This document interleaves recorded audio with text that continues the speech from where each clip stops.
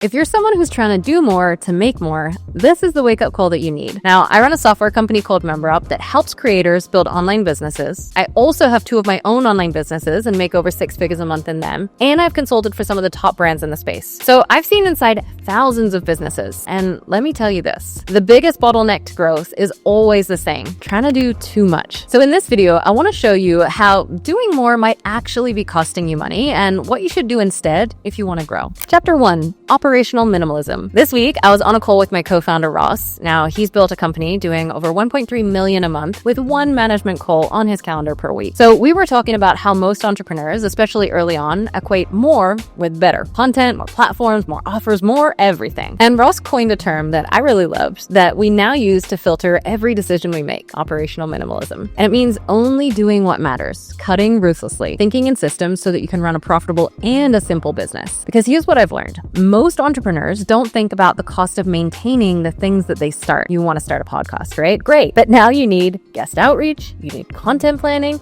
you need recording and editing, you need posting and promotion, you need tracking conversions, you need to optimize for retention. And for what? If you haven't maxed out the potential of your current marketing channel, starting another one doesn't multiply results. It actually just fragments your attention and dilutes your growth. So in my businesses, we always ask this one simple question. Is this the simplest way to achieve the goal? And most of the time, more is not the answer. Less actually is. Now, another analogy I love for this is the Warren Buffett punch card principle. He once said that if every investor was only allowed to make 20 investments in their entire lifetime, like literally you get a punch card with 20 holes, and once they're punched, that's it, people would be much more careful about where they place their money. They'd do more research. They'd evaluate risk better. They'd wait for the right moment instead of just chasing every opportunity that looks half good. Now, apply that same thinking to your business decisions. If I told you that you could only make, say, 4 major changes or 4 launches for the entire year, would you still launch that new product or offer? Would you still hire that new team member? Would you still start the YouTube channel? Or would you pause, zoom out, and ask, is this the best possible use of one of my punches? It forces you to think long-term, and it shifts you out of reactive mode and into strategic mode. And that's the shift that most entrepreneurs need, because every time you make a new move, be it launching a new offer, building a new funnel, hiring a new team member, it's not just the work to start it that you should be thinking about. It's the work to manage it, optimize it, maintain it, and that all takes bandwidth. So the punch card mentality protects your energy, your focus, and your ability to go deep instead of wide. Chapter number 2, there is a time to do more. Now, don't get me wrong, there is a time to do more, but it has to be done the right way. In phase 1 of business, you actually should do more, but not in 100 different directions. You do more inside one channel to quickly gather enough data to find what works. So let's say you're using Instagram to get leads, then go all in on Instagram. Post daily, try different hooks, test different content formats,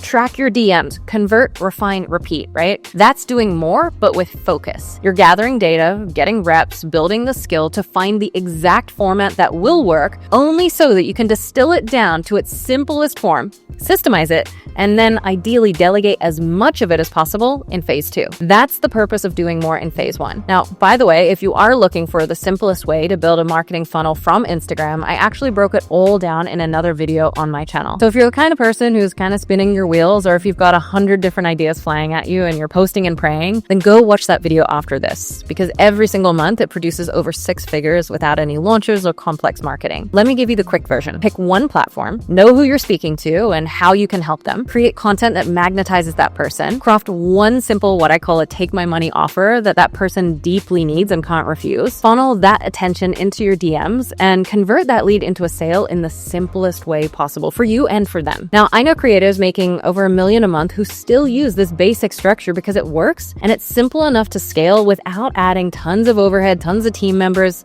a whole bunch of content creation, more offers, all that, right? This is the core of operational minimalism. One offer, one platform, one conversion system. And you don't earn the right to layer on more until that one system is completely maxed out. Chapter 3, why less is actually more. Now, in phase 2, your goal isn't to try 10 new things, right? Your goal is to improve what's already working by 1% at a time. So let me give you a real example. This month in one of my businesses, we're focusing on increasing our conversion from lead to call by just 1%. Literally just 1%. That's the only thing we're focusing on. But that 1% increase, if all other metrics stay the same, will actually generate 20% more revenue. That's the kind of math that most people don't do because, to be honest with you, it's kind of boring. Because all we did was change one line of text and wait a month to see if it actually affects conversion positively. It takes discipline, but that's how real growth happens, through small leveraged moves, not through stacking 10 new strategies and hoping that one works. Chapter 4, personality and decision making. Now let's talk about one more piece that's rarely mentioned, but has changed everything for me. And that is knowing my personality type. Understanding your personality type, especially how you make decisions, is huge in business and in life. Now in Myers-Briggs, the second last letter of your type, T or F,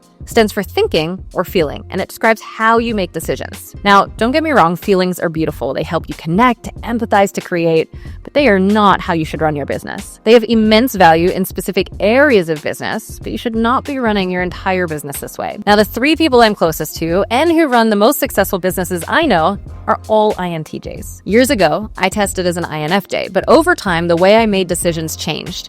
And when I retook the test recently, I showed up as an INTJ too. And that's the key. Personality types aren't this fixed thing. People often think, well, that's just the way I am. But they're actually just a reflection of how you consistently think and act. You can shift your decision-making style, or you can partner with someone who naturally has the strengths you lack, or work with a mentor, or follow a proven system built by someone who thrives at simplifying and structuring. Now, that's exactly what I've done for our clients inside Rise and for the companies I've consulted for. I've handed them systems that are already built, already tested, and optimized to be as simple and as effective as possible. So if you're thinking, well, I'm not an INTJ, am I screwed?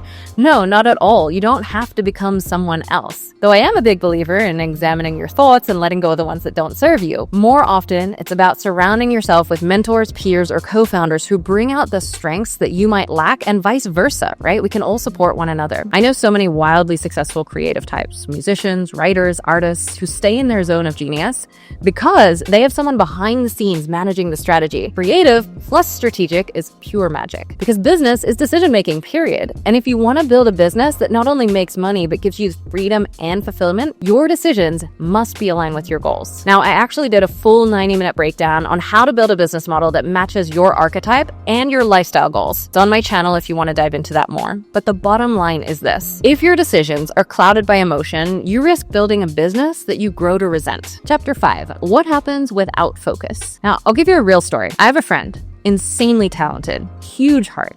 He made over $700,000 in revenue last month. Guess how much of that was actually profit? Little over 10K. Why? Because he was doing too much. He was doing a book launch, a new partnership, affiliate program, a million different moving pieces, and it was burning him out. And my advice to him is go back to operational minimalism. One simple offer, one simple marketing channel, one simple sales system. Get that running like a machine. Then, and only then, layer on more. And once that's running smoothly, focus on those little 1% improvements. Then, when you can't optimize any further, you add the next thing and repeat. Simple, yes, but not easy, especially when our emotions are involved. But this is the stuff that separates a scalable, fulfilling business that doesn't take all your time from one that is just feeling kind of like an expensive job. So if you're at a stage right now where you feel like you're doing everything, but nothing's really working, you're just kind of burning yourself out, this is your invitation to do less, but with more focus. So start by asking yourself these questions. Firstly, what's already working? Where can I do more inside that thing? What can I cut? And most importantly, what's the simplest way to get to my goal? Because focus isn't sexy, but it's what actually builds wealth. And the goal isn't to build a monster business that you grow to resent, that takes up all your time and you're just a slave to. The goal is to build something simple for you, for your customers, and to make it as efficient as possible. That's our philosophy at MemberUp. We're building a 9-figure company by following that exact principle to create the simplest, most beautiful platform for creators to build online businesses on. Now, we've been building V2 for over a year and it's about to be released, and it is looking so good. I can't wait to share it with you. And I'm sharing the lessons from the journey right here. So be sure to subscribe for updates. Now, if this was helpful, drop a comment below and tell me, what are you going to cut out this month to actually grow faster? Now, if you're into real behind the scenes strategies from someone who's building from 10 million to 100 million, I'd love for you to subscribe, because here is where I'm going to share it all. See you in the next one.